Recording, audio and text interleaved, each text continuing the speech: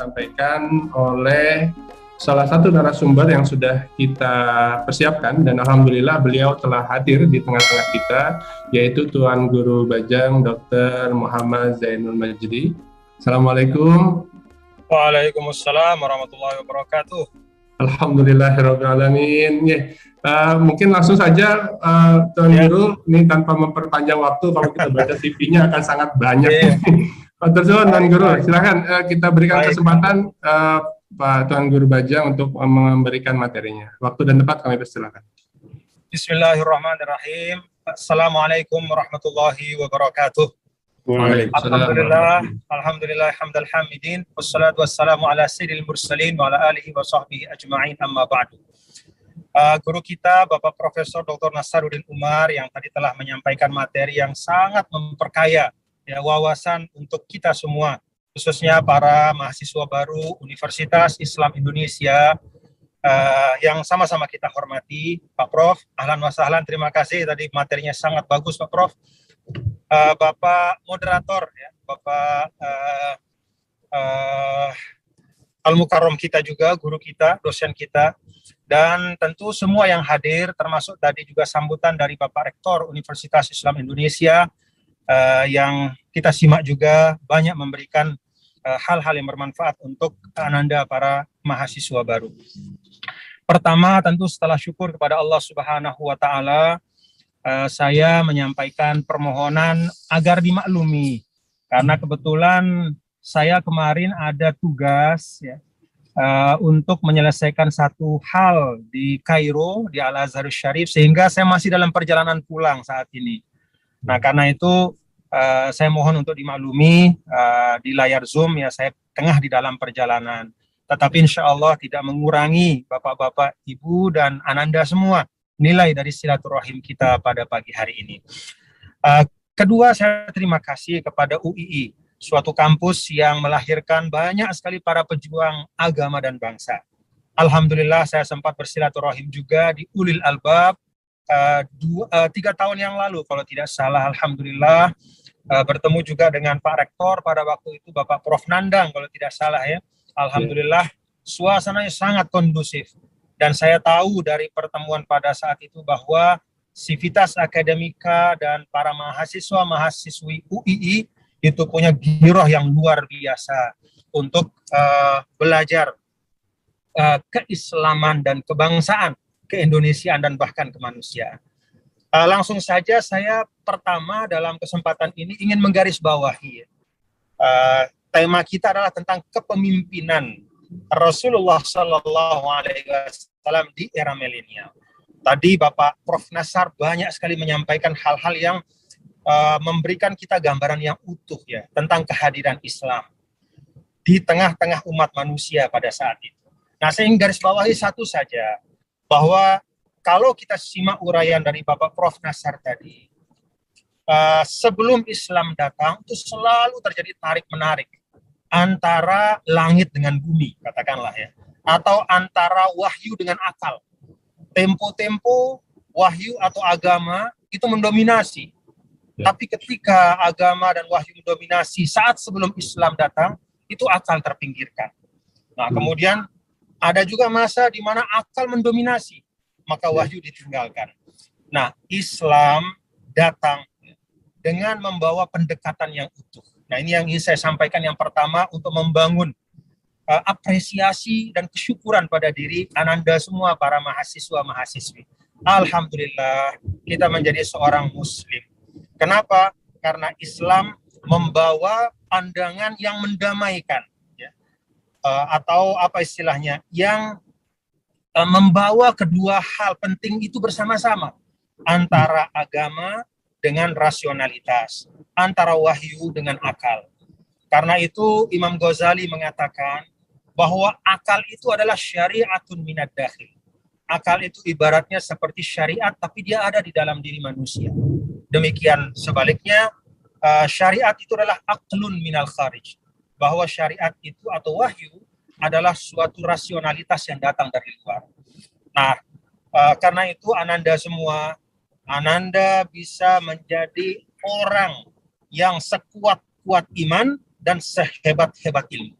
Sebagaimana tadi Bapak Profesor Nasar sampaikan. Ya. Jadi tidak ada yang kita perlu pertentangkan dan tidak boleh dipertentangkan. Bahkan ya, di dalam Islam juga kita kenal bahwa salah satu qurbah yang paling tinggi, ibadah yang paling utama adalah thalabul ilmi. Sampai dalam hadis Rasul disampaikan semua makhluk, bahkan ikan-ikan di tengah laut itu ikut mendoakan orang-orang yang tengah menuntut ilmu. Ini yang ingin saya sampaikan yang pertama, Ananda semua, bahwa syukur kita menjadi seorang muslim, mukmin, ya, beriman, menjadi umat Nabi besar Muhammad sallallahu alaihi wasallam, karena dengan itu dua hal terbesar dalam kehidupan, yaitu wahyu dan akal, itu dapat berjalan seiring di dalam diri kita. Alhamdulillah. Yang kedua, Bapak-bapak, Ibu, saya bisa sharing ini enggak sedikit ya? Saya sharing screen. Ada saya baru tulis, tapi memang bukan bentuknya ini ya, sesuatu yang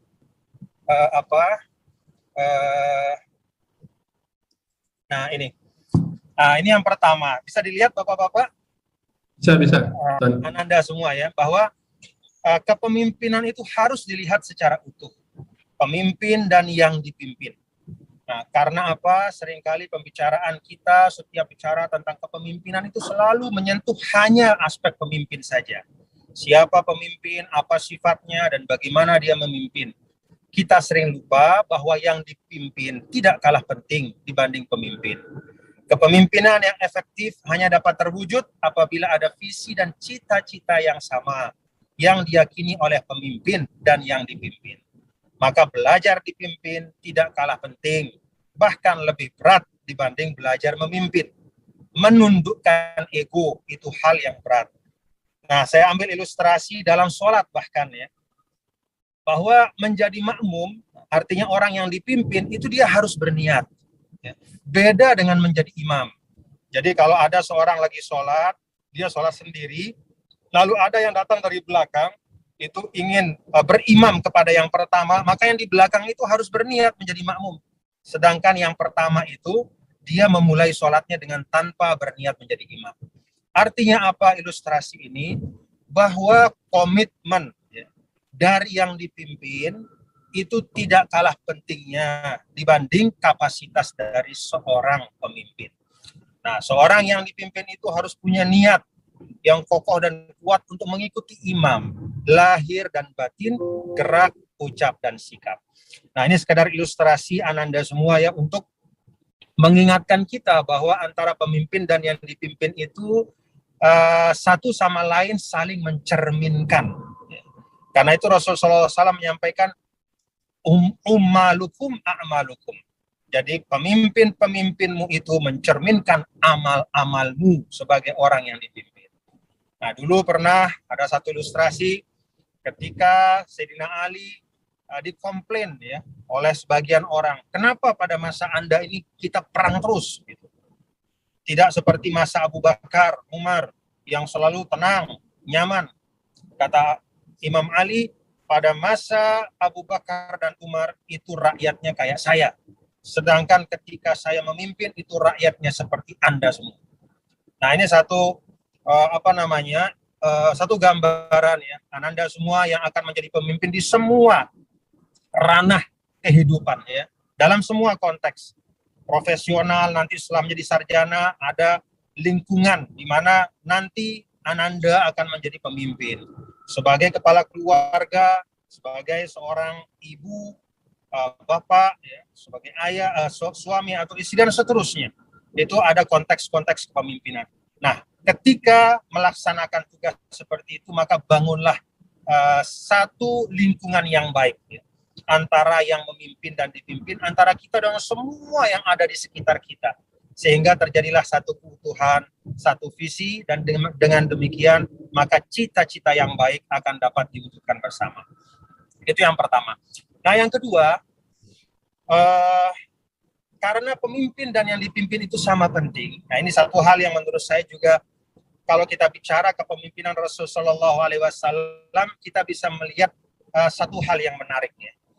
Dalam kepemimpinan Rasul atau kepemimpinan dalam pandangan Islam, itu sesuatu yang lebih bersifat fungsional dan bukan struktural. Kalau pendekatan struktural itu atasan dan bawahan. Kalau pendekatan struktural itu memerintah dan diperintah. Tapi kalau pendekatan fungsional itu adalah kebersamaan dalam kebaikan. Nah, itulah yang kemudian disampaikan oleh, misalnya tergambar dalam hadis Rasulullah Sallallahu Alaihi Wasallam, khiyaru a'immatikum, khiyaru a'immatikum alladzina tuhibbunahum wa yuhibbunakum wa tusalluna alaihim wa yusalluna alaikum. Jadi sebaik-baik pemimpin kalian adalah yang kalian mencintai mereka dan mereka pun mencintai kalian. Kalian mendoakan mereka dan mereka pun mendoakan kalian. Nah, kalau para mahasiswa, mahasiswi dan hadirin hadirat sekalian menggambarkan ya suasana kebatinan dari ungkapan Rasul ini bisa tergambar dalam diri kita ya. Jadi kapan antara pemimpin dan yang dipimpin itu saling mencintai? Ketika hatinya itu satu gelombang katakannya. Kapan pemimpin dan yang dipimpin itu saling mendoakan? Ketika mereka peduli satu sama lain, ketika mereka merasa senasib sepenanggungan, ketika mereka merasa dan meyakini berada dalam satu perahu perjuangan. Nah, itulah kepemimpinan dalam Islam. Nah, karena itu Ananda ya, dimanapun kita berada, apapun atribut kita ya, misalnya Ananda sekarang dalam konteks kehidupan di dalam kampus ya, ada BEM, ada organisasi-organisasi di dalam kampus, itu ketika misalnya ya diamanahkan dalam satu posisi, jangan memaknakan itu sebagai satu posisi yang sifatnya struktural, tapi yakini bahwa itu adalah sifatnya fungsional ya. Artinya apa? Semua yang ada di sekitar kita, baik yang memiliki jabatan resmi ya di dalam organisasi ataupun yang hanya menjadi anggota biasa, itu sama pentingnya dengan kita untuk bersama-sama mewujudkan tujuan-tujuan organisasi. Itu yang dicontohkan oleh Rasulullah SAW ya. Karena itu pula, nah ini juga satu hal yang kita bisa lihat dalam kepemimpinan Rasulullah SAW. Karena itu pula Rasulullah SAW itu memanggil ya orang-orang yang ada di sekitar beliau dengan sebutan ashabi. Ya, ashabi itu artinya para sahabatku. Jadi Nabi tidak memanggil atau menyebut misalnya atba'i, ya, para pengikutku, misalnya anak buahku, misalnya gitu ya. Jadi bawahanku tidak ada. Ya, Rasulullah SAW menyebut dengan sebutan yang mencerminkan suatu nilai yang sangat egaliter. Ya.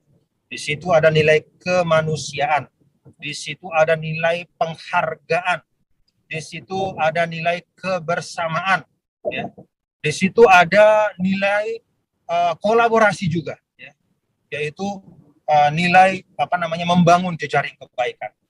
Nah, ini suatu hal yang Rasulullah SAW sengaja sampaikan, ya, sengaja berulang-ulang, ya, menekankan tentang bagaimana membangun suatu perjalanan bersama, katakan ya, di dalam mencapai tujuan yang baik dan ide yang baik. Bapak-bapak dan Ibu, Ananda semua, para mahasiswa baru, dalam konteks yang lebih luas. Nah, ini juga saya coba memberikan sedikit ya, nanti ini pancingan saja untuk Ananda nanti mencoba melihat dan mendalam. Kalau kita melihat dalam konteks yang lebih luas tentang bagaimana Allah menempatkan kita dalam kehidupan, maka kepemimpinan itu sesungguhnya implementasi dari khilafatul insan fil ardh, yaitu amanah mengelola sebaik-baiknya bumi dan segala isinya. Jadi saya mengartikan khilafatul insan itu sebagai amanah mengelola, ya. Karena tidak cukup ya kalau kita misalnya mengatakan amanah manusia untuk menggunakan bumi dengan segala isinya, ya. Menggunakan belum tentu, ya, mengandung nilai mengelola yang baik. Kadang ketika kita memaknakan khilafatul insan itu sebagai satu otoritas, ya. Allah kasih kita kekuasaan sebagai makhluk yang terbaik di atas bumi, maka yang terjadi seringkali adalah menggunakan sumber daya yang ada itu dengan cara yang tidak bertanggung jawab. Karena itu saya sampaikan di sini, saya pilih kata amanah mengelola sebaik-baiknya bumi dan segala isinya. Nah, kalau Ananda lihat ya, kalau kita lihat dalam Al-Baqarah 30 sampai 38. Dimulai dari firman Allah, wa iz qala rabbuka lil malaikati inni ja'ilun fil ardi khalifah. Sampai kemudian fatalaqqa adamu min rabbih kalimatin fataba alaihi innahu huwat tawwabur rahim. Itu kalau kita lihat banyak sekali nilai-nilai utama di dalam rangkaian ayat itu. Saya ambil ada 4 hal yang saya ambil dari rangkaian ayat itu. Pertama, dalam konsep khilafatul insan atau kita bahasakan kepemimpinan kita ya, dalam kehidupan, dalam semua konteks, nilai yang utama adalah tauhid.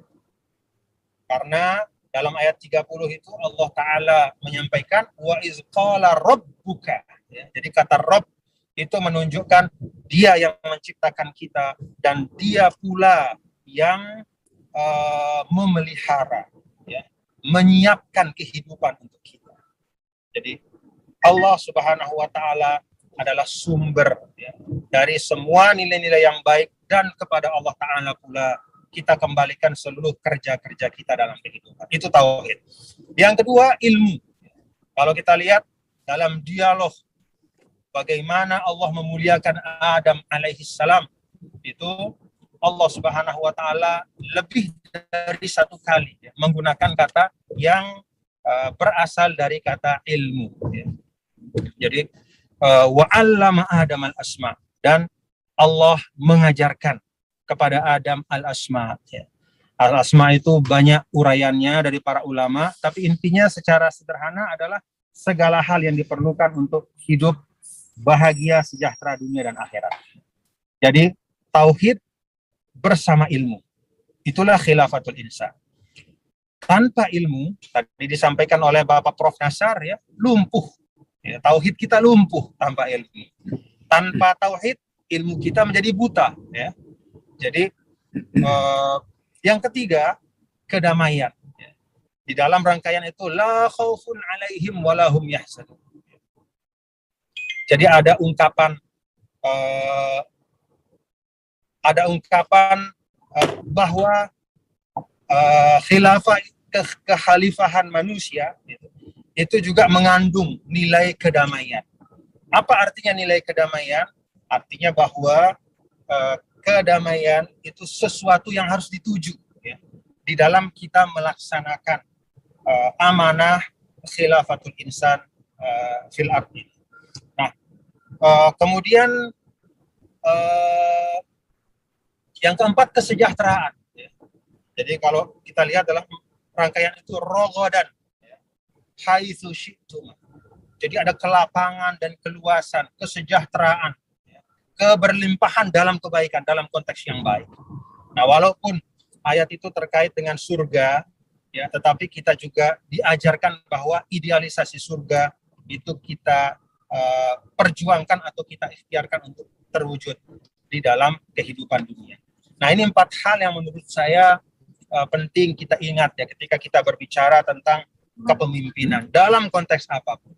Ketika kepemimpinan itu tidaklah berlandaskan tauhid, dia akan menjadi kepemimpinan yang eksploitatif.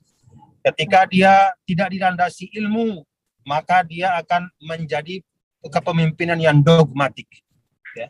Orang disuruh ikut aja, nggak boleh tahu kenapa dan bagaimana.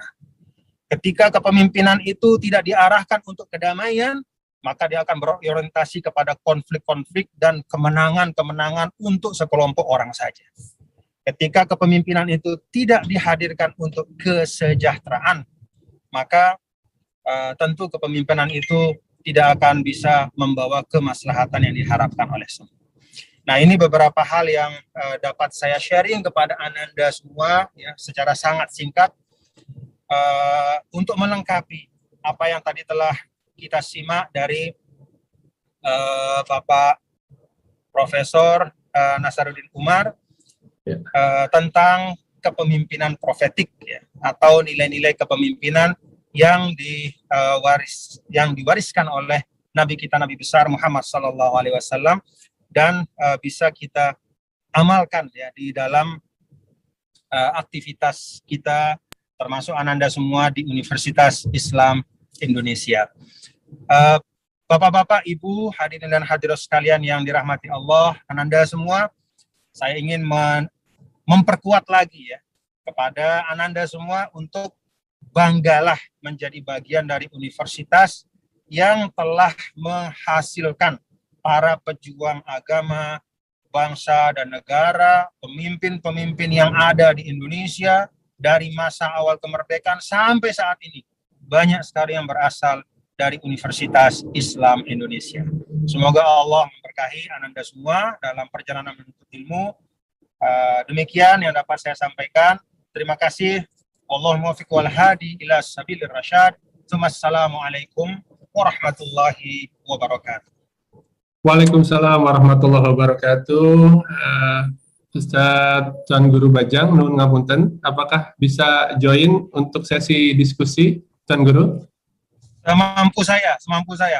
Oke, alhamdulillah. Naik pesawat saya nih. Oke, siap. Nanti mungkin lebih fleksibel, Tuan Guru nggih. Ya. Pertama ini untuk Ustadz TGB, seperti yang disampaikan Bapak Rektor Universitas Islam Indonesia (UII) mengusung spirit rahmatan lil alamin dan Islam yang moderat. Menurut Tuan Guru, bagaimana cara memaknai rahmatan lil alamin dan moderat tersebut? Nah, ini pertanyaan untuk Tuan Guru Bajang. Kemudian pertanyaan untuk Prof. Nasaruddin Umar. Peradaban Islam seperti apa yang semestinya diharapkan akan bangkit? Apakah seperti masa-masa kejayaan dinasti-dinasti Islam terdahulu, meski terdapat goresan tinta hitam oleh pertumpahan darah? Nah, kesempatan pertama kami berikan untuk TGB. Tafadhal, Ustaz TGB. Baik, terima kasih Al-Mukarram.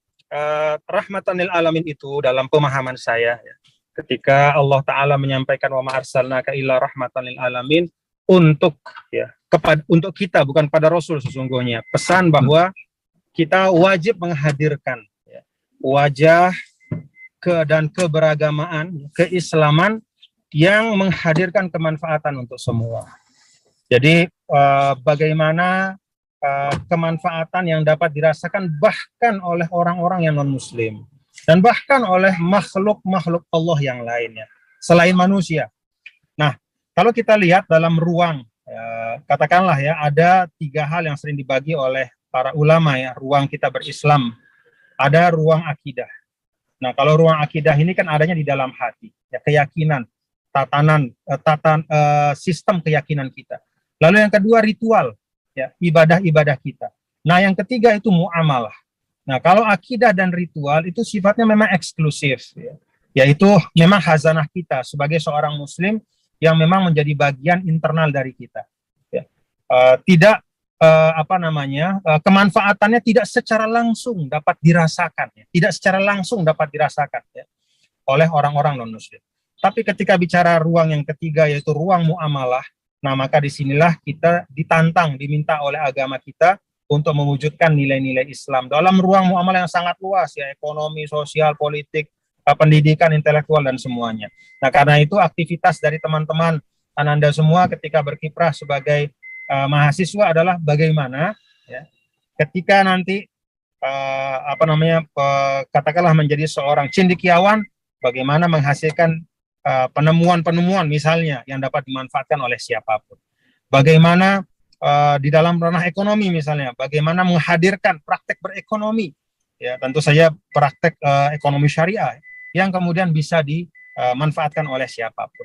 Jadi itu tentang rahmatan. Yang kedua tentang moderat. Moderat itu Pak Prof. Nasar juga sering menyampaikan bahwa moderat itu, atau dalam istilah bahasa Arab itu wasatiyah ya. Nah, kalau saya lebih suka menyebut bukan moderasi ya, bukan hanya moderasi, karena kalau moderasi itu kadang-kadang disalahpahami ya. Itu istilah yang tepat juga, tapi kadang-kadang disalahpahami.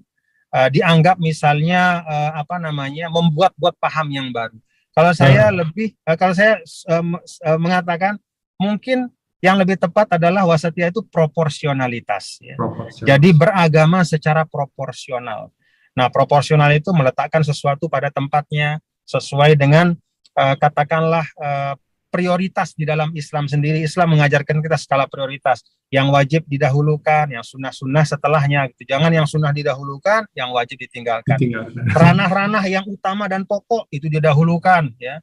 Jangan ranah-ranah yang sifatnya komplementer itu yang justru didahulukan. Ya. Jadi meletakkan sesuatu pada tempatnya, beragama secara proporsional, itu yang merupakan esensi dalam pandangan saya tentang apa itu wasatiyah. Wallahu a'lam bishawab. Nanti mungkin Pak Prof Nasar bisa lebih jelas menyampaikan. Syukur.